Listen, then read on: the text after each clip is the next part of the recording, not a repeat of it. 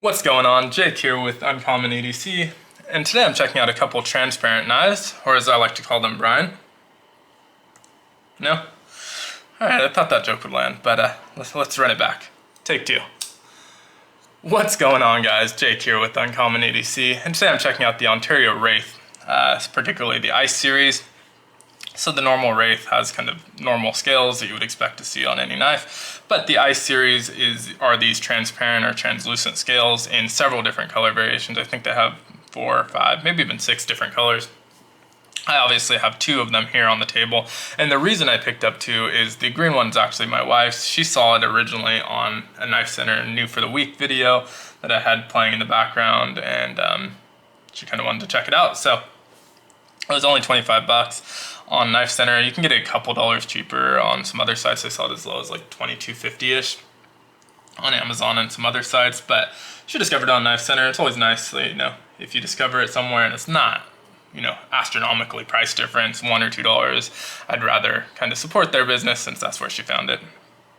So I did buy it through Knife Center, even though I found it slightly cheaper, and I ordered a few other things, so that made sense.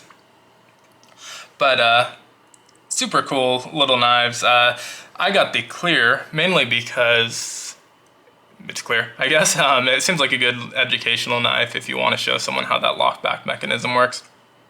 Typically, if you're showing someone a locking mechanism, you'd have to disassemble the knife, but with this one, because it's transparent, you can see right as you disengage it kind of moving here and see right when it locks into place exactly what happens. And same thing when you are unlocking it, you can kind of see the reverse, which is really nice, not having to disassemble it to show off that locking mechanism. And honestly, that's the main reason I got it. I knew lockbacks weren't my favorite. My wife was looking for kind of a good replacement knife for her. She's recently found this Avivi Altus, which she really likes, and is living in her purse, but looking for kind of a craft knife that she can use that's relatively cheap, that doesn't matter if it gets a little bit of glue on it or beats it up a little bit. And so this kind of fit that bill. It wasn't perfect because of that lockback mechanism. And one other thing, which I'll mention a little bit later, but just kind of a quick overview of these knives. I mentioned they were about 25 bucks, and one thing I noticed ordering 2, which is a nice thing sometimes when you have 2 of the same knife, is that the action feels very different. So if I were judging by this white one, I'd say it's very stiff, it's not flickable, and feels a little bit gritty and not the smoothest. I'm hoping it'll break in a little bit over time, but it doesn't feel so smooth. Whereas the green knife isn't flickable quite on its own, but if you give it a little bit of wrist, it's definitely able to flick open with some consistency. And even when you close it, it feels so much smoother, which is a nice thing. And had I only gotten the white one, I would have judged it by that and said, that's kind of the normal. But it seems to be kind of different between different knives, which you get a lot with these budget knives. These are made in Taiwan and obviously super cheap, so they're not going to be able to spend a lot of time QCing them and making sure everything's exactly the same from knife to knife. I did see some reviews one review in particular that said it was impossible to open with one hand, and the only way to open it was to kind of pinch these thumb studs with both hands and use 2 hands. Which isn't great. I'm glad I'm able to at least slow roll this one, but something to keep in mind if you're ordering these is that it does seem to vary from knife to knife, and I'd be very happy with the green one, less happy with the one that you can only open with 2 hands. Obviously I didn't get that one, so I can't speak for sure to that exact quality, but would have been pretty disappointed had that been what I received. But onto kind of the blade is a 2.6 inch. It says AUS 8 on most of the websites, but on here it's stamped 1.4116 stainless steel. So not sure if those are really interchangeable. I don't think they are. I had a knife, I don't remember which one recently, which I reviewed with the same steel, which I wasn't super familiar with it, but found out it was mostly used in like Swiss Army knives and some other knives. Some other utilities, but not super common on regular knives, but I'm definitely seeing it a little bit in like these budget knives. I think it sharpens up very easily, not the greatest edge retention, but not bad either. So not super familiar with the steel, but obviously from Swiss Army knives, they're decent and they can get a really, really nice edge on them. And these came with a nice edge, which you don't always get with a budget blade, but they came pretty sharp on both knives, which is nice. So 0.12 inches thick, the handle is 3.9 inches, bringing the overall length to 6.5 inches, and they're super lightweight. The GFN material, which is glass-filled nylon, is super light, and you can barely feel that it's in your hands. It's 1.5 ounces and definitely disappears in the pocket, which is really, really nice. Overall, I think it's a good knife. It feels decent in the hands. I do have a couple complaints about it, but for $25, I think it's a really, really solid knife. And you know, that's kind of what you get with Ontario. They have the Rat 2, which is kind of the budget king, and you can expect a really decent knife for 25 bucks, which is really nice, and a good kind of starter knife. But the complaints I have are the lockback. I mean, I knew what I was ordering, so I can't complain too much about it, but not my favorite lock style for two reasons. The first being that it's not very intuitive. You know, with a liner lock or frame lock, your thumb just kind of naturally lands there. Axis lock or button lock, also just really natural placement.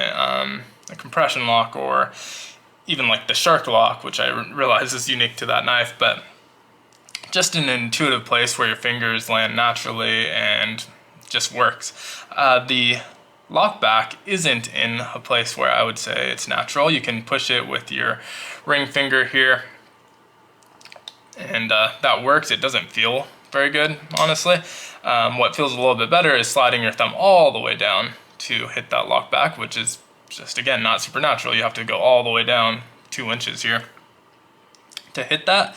And your fingers are very much in the closing path of where the blade is when you manipulate the lock, which is true of like a liner lock or a frame lock also, but it's gonna hit your thumbnail and leave you unscathed. Whereas this, if you don't get out of the way in time, it's cutting the meat of your finger and it's gonna be a little bit painful and leave a nice little cut. So, my other major complaint about this, I guess, is just that it's not very grippy. So there's no jimping, which understandable again at the price point, but this scale material, when it gets even a drop of moisture, is extremely, extremely slippery. And if you're working in a kind of humid environment, or if you're sweating, or a slightly wet environment, it's going to be very slippery. You're not going to want to use this for long periods of time without gloves, and there is a little bit of texturing back here by the lanyard hole, but it's not enough to make it super grippy. The only thing, your pinky rests on it. But since you're doing a bulk of the gripping with, I guess, for me at least, with the middle and ring finger, it's not touching those parts, and so still pretty slippery. So two, I guess, minor complaints, or major complaints, depending on how important that is to you. But overall, still a really, really good knife. And one of the other main benefits, I don't remember if I talked about this, honestly, is that it's fully ambidextrous, ambidextrous thumb studs, and the lockback mechanism is obviously centered in the spine of the handle, which is obviously ambidextrous because it's not on either side. And the pocket clip is reversible. The pocket clip is a little bit ugly in my opinion. Not my favorite pocket clip, but not bad either. I do like the looks of these knives overall. Really nice that they're ambidextrous, so if you're left-handed, usually lockbacks are a good ambidextrous knife just because of it being a kind of centered lock, which makes it really nice. But overall, this knife, I mean, for $25, I think it's a good knife. It wasn't the perfect knife for my wife. She's still on the lookout for kind of a good beater knife that she can use for some crafts and not worry about beating up. Budget price. But for now, it's kind of filling that void and working well enough. And for me, also, it's not going to be like the top of my list of everyday carry knives that I really want to carry. I think it has a good blade, a usable blade. Not super grippy, not perfect, but not bad either. It's kind of rambling on here, so I'm going to cut it off there. But decent. I'd say decent is how I would describe it. Let me know what you think of the Wraith, particularly these Ice Series. If you have them, what your experience has been with them, down in the comments below. Be sure to like, subscribe, and hit that notification bell. And as always, hope you have a great one. Take care.